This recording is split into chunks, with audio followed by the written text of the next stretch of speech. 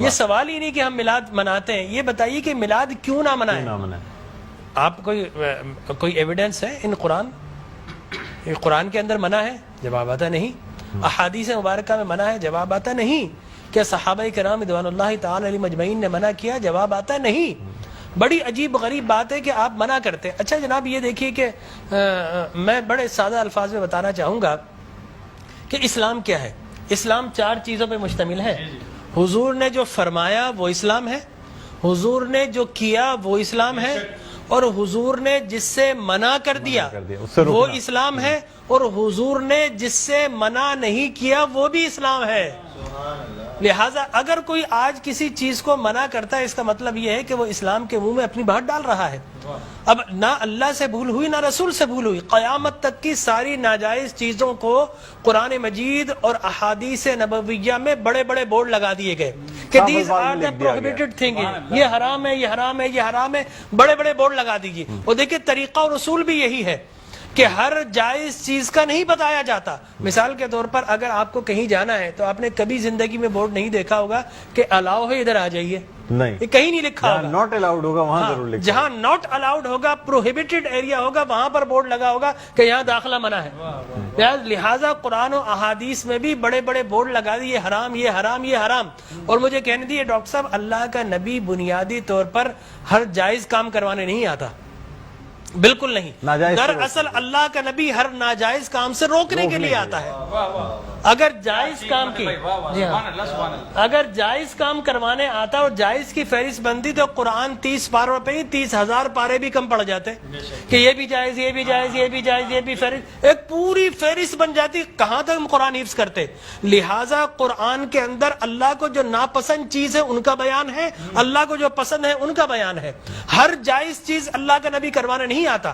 اب اگر بنگلہ دیش کے لوگ رہنے والے اگر پوری زندگی اگر چاول کھاتے ہیں اور مچھلی کھاتے ہیں، ان سے یہ نہیں پوچھا جائے گا باجرے کی روٹی کیوں نہیں کھائی، تم نے گندم کیوں نہیں کھایا، تم نے فلانے نہیں کھایا، نہیں پوچھا جائے گا۔ اگر اسی طرح پاکستان کے رہنے والے مچھلی روزانہ نہ کھائے تو ان سے نہیں پوچھا جائے گا کہ یہ بھی تو اللہ کی غذا تھی، جائز تھی، تم نے یہ کیوں نہیں کھایا۔ نہیں، ہر جائز چیز اللہ کو مطلوب نہیں ہے۔ اللہ کو مطلوب یہ ہے کہ ہر ناجائز کام سے روکا جائے۔ لہٰذا اللہ کے پیارے حبیب نے قیامت تک کی ساری ناجائز چیزوں سے منع کر دیا۔ نہ اللہ سے بھول ہوئی معاذ اللہ، نہ رسول سے بھول ہوئی، دین مکمل ہو گیا۔ اب اگر کوئی یہ کہتا ہے کہ یہ ناجائز، یہ بدعت، اس کا مطلب یہ ہے کہ کیا تجھ پر وحی نازل ہو گئی؟ باب نبوت تو بند ہو چکا ہے، اب تو کس بنیاد پر کر رہا ہے؟ دیکھیے اب کس بنیاد پر تم منع کر رہے ہو۔ اور میں آپ کو بتاؤں ڈاکٹر صاحب، یہ دین کا مسلمہ اصول ہے کہ کسی چیز کے جواز کے لیے کوئی ضعیف حدیث بھی کافی ہے، لیکن کسی چیز کے حرام یا بدعت ہونے کے لیے قرآن اور احادیث کی نص قطعی چاہیے آپ کو، اور حدیث متواترہ چاہیے، اس کے بغیر آپ کسی چیز کو حرام نہیں کر سکتے۔ اس لیے کہ اسلام گلا گھونٹنے کے لیے نہیں آیا، اسلام تو راحتیں دینے کے لیے آیا ہے۔ لہٰذا جو ناجائز چیزیں تھی اسلام نے وہ منع کر دی 1400 سال پہلے۔ اب اگر کوئی کہتا ہے کہ جناب آپ میلاد کیوں مناتے ہیں، تو میں کہتا ہوں یہ سوال ہی نہیں، بڑے احمق لوگ ہیں جو جائز کی دلیل مانگ رہے ہیں۔ ارے بھائی دلیل تو ناجائز کی ہوتی ہے، لہٰذا آپ ناجائز کی دلیل دیجئے کہ قرآن میں منع کیا کہ احادیث میں، بلکہ اب میں یہ کہتا ہوں اس بات کے بعد آپ قرآن پڑھیے، اللہ تبارک و تعالی نے 5 نبیوں کا میلاد قرآن میں بیان کیا ہے۔ حضرت آدم علیہ الصلوۃ والتسلیم کے میلاد نامے قرآن کے 5 رکوع پر متفرق، پہلا واقعہ ہی میلاد نامہ آدم ہے، فرشتوں کو جمع کیا، میں آدم کو پیدا کرنے والا ہوں، کیا کریں؟ سیلیبریشن کرو۔ آدم کی ولادت کا موقع، نفخت فیہ من روحی فقعوا لہ ساجدین، جیسے ہی میں یہ آنکھ کھول دے، یہ پیدائش ہو جائے، ولادت ہو جائے، تو تمہیں کیا کرنا ہے؟ اس کو سجدہ کرنا ہے۔ اللہ تبارک و تعالیٰ فرماتا ہے کل مجمعون الا ابلیس، سارے فرشتوں نے سیلیبریٹ کیا، آدم کو سجدہ کیا سوائے ابلیس کے۔ تو معلوم یہ ہوا کہ جس نے میلاد منایا اللہ نے اسے نورانی قرار دے دیا، اور جس نے انکار کیا اللہ نے اسے شیطانی قرار دے دیا۔ سبحان اللہ سبحان اللہ۔ لہٰذا اسی طرح میں 2 منٹ بس، اسی طریقے سے سورہ قصص میں حضرت موسیٰ علیہ الصلوۃ والتسلیم کی میلاد نامہ اللہ نے 28 ابتدائی آیات میں بیان کیا.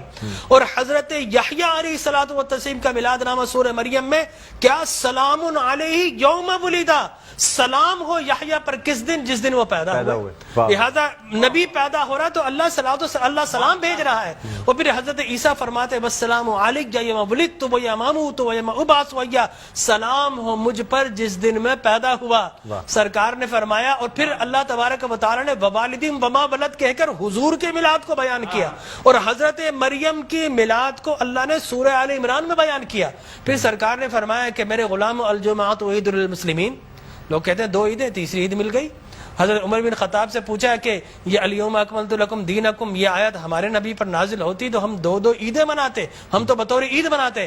حضرت عمر نے حضرت ابن عباس دونوں سے احادیث فرمایا میاں تم ایک عید کی بات کر تو ہماری تو 2 3 عیدیں تھی اس دن. وہ یوم عرفہ تھا مسلمانوں کی عید کے دن، وہ جمعۃ المبارک تھا مسلمانوں کی عید کے دن، وہ تکمیل دین کا دن تھا، وہ مسلمانوں کی عید کا دن ہے. لہٰذا یہاں پر تو پہلی، دوسری، تیسری، چوتھی، 5ویں نہ جانے کتنی عیدیں. اور صحیح مسلم کی حدیث مبارک رسول اللہ نے 5 عیدیں بیان فرما دی. ایام تشریق، یوم نحر، اس کو سرکار نے عید قرار دیا. لہٰذا معلوم یہ ہوا کہ سرکار دو عالم. اور پھر میں عرض کر رہا تھا کہ آدم پیدا ہوئے، فرمایا الجمعۃ عید للمسلمین، جمعہ مسلمانوں کی عید کا دن. فرمایا رسول اللہ کیوں؟ فرمایا فیہ خلق آدم، اس لیے کہ اس دن تمہارے باپ آدم پیدا ہوئے. معلوم ہو آدم پیدا ہو تو عید کا دن، اور جس دن فخر بنی آدم پیدا ہو ہزاروں عیدوں کا عید. یہ عید بھی ہے اور یقینی طور پر جشن بھی ہے. دیکھیے حضرت عیسیٰ ابن مریم علیہ الصلوۃ والتسلیم پیدا ہوتے نا، اللہ تبارک و تعالی حضرت مریم کے پاس پینے کے لیے کچھ نہیں تھا.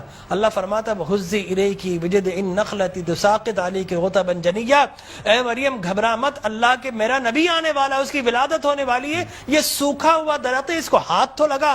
حضرت مریم جیسے ہی ہاتھ لگاتی ہیں اللہ تبارک و تعالی میلاد عیسیٰ کی خوشی میں اس کو ہرا بھرا کر دیتا ہے اور پانی جاری و ساری کر دیتا ہے.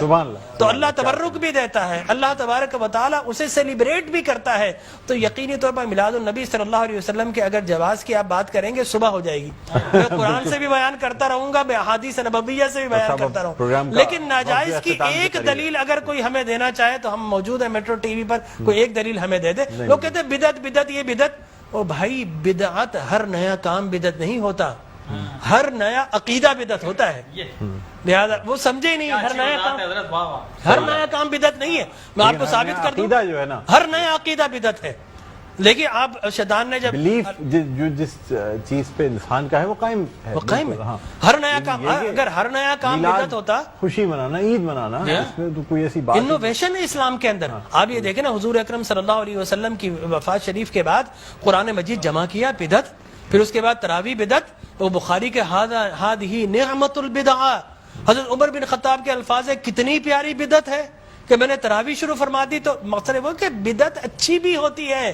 صحابہ کرام بدعت حسنہ بھی ہے، بدعت مذمومہ بھی ہے. اور مذمومہ بدعت کیا؟ اچھی چیز کو مٹا دینا. اور بدعت حسنہ کیا ہے؟ کسی اچھی کام کا جاری کرنا.